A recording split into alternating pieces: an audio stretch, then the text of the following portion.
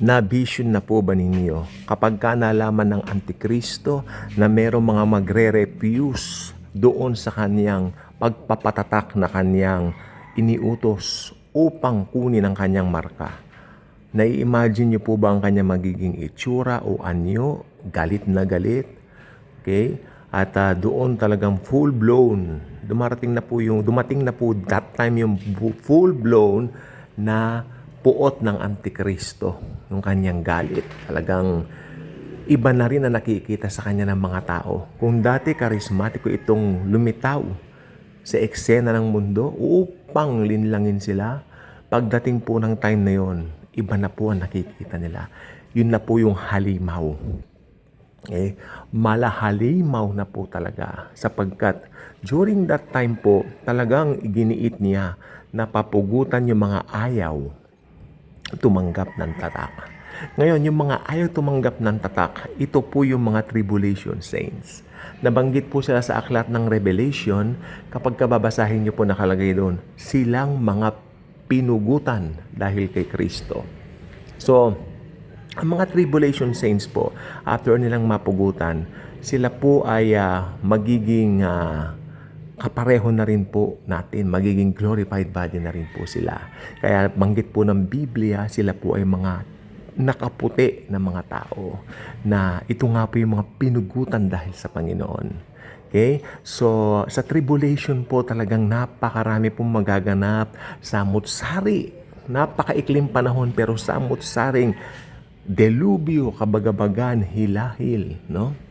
Sari-sari din po ang mga pangyayari, mga nuclear war, okay? Yung mga lindol na pagkalalakas, no? Magaganap po diyan. Pero nandiyan po yung pinakamalakas na lindol na dadagundong sa mundo dahil binanggit po yan ng aklat ng Revelation. Kaya yung mga nagsasabing the big one, wala pa po yan. Sapagkat ang big one po during that time ay yung totoong malakas na lindol, or should I say pinakamalakas na lindol ng daigdig. Dahil po galit na galit yung Antichrist sa mga ito, papupugutan niya ang mga ito. Okay? Dahil gusto nga po talaga niya sundin siya ng mga tao. Pero ayaw po. Dahil inihula po yan talaga ng Bible na mayroong mga magiging tribulation saints na kung saan ang Panginoong Hesukristo pa rin talaga magiging love of their life. Di ba? Sa kabila ng lahat ng yon. Naiwan po sila ng church age pero sa totoo lang po, during that time po, magbabago po ang kanilang kalagayan sapagkat magiging mga anak sila ng Diyos. Lamang, para maparangalan nila si Kristo, kailangan nilang magpapugot po ng ulo. Okay? At during that time po, pag sumagad na po talaga yung kasamaan ng Antichrist, the Lord Jesus will return together with His saints. Okay? Sa pagbabalik po ni Jesus, sino ba yung saints niya? Tayo na po yun. Tayong mga na-rapture, pati po yung mga napugutan dahil sa Panginoong Hesus, sila po ay kasama na rin po doon sa church na babalik po dito. Okay? Para puksain ng tuluyan ang Antikristo at ang bula ang propeta.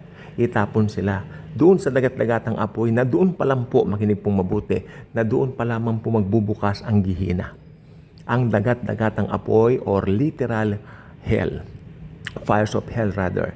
At sila po ang pinakaunang mga tao doon. Sabi nga ng wikang Espanyol, buena mano po silang paparoon at sila po ang daranas ng lupit ng impyerno o ng gihina. Okay? Lahat po ng ito ay mangyayari. This is not an illusion. Yung iba naman, they're accusing this belief or this kind of view na unbiblical. No, it's not unbiblical. Ang Biblia po kasi, hindi po siya tipong magdidepende ka lang sa isang talata. Kailangan nagkakatugma-tugma ang mga ito. Imamatch mo. Kaya matagal pong aralan ng Biblia, especially yung pag-aaral ng grace. Dahil seemingly nagko-contradict na yung mga verses, pero hindi po. Kailangan aralin po yan. May mga Greek word po dyan, Hebrew word naman po sa Old Testament na wherein these words were being written. Kaya sa totoo lang po, naniniwala po talaga ako na ang Word of God po talaga ay talagang babasahin mo siya, rightly dividing the scripture talaga. Okay, kailangan mong kunin yung konteksto. Hindi ka lang banat ng banat, tapos basa ng basa, tapos mali-mali na yung konteksto mo. It's something that we really need to consider what the Apostle Paul say. Ano sabi niya? Rightly dividing the scripture. Rightly dividing the word of truth. He told that Timothy, no? Yung kanyang protege na tinuturuan, no? Na talaga naman pong na-train niya ng husto, wherein doon niya ipinagbilin yung kanyang ministry bago nga po siya pugutan para sa Panginoong Hesus. Then, dahil si Pablo din po, alam naman, hanggang kinamatay, siya po ay pinatay din po dahil po sa share niya ng good news ng Panginoong Hesus, ng kanyang gospel of grace.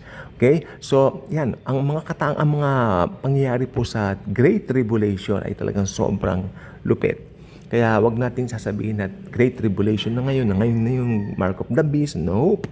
Hindi po. Kung ngayon ang Mark of the Beast, sino ang beast? Sabihin mo, sino ang beast?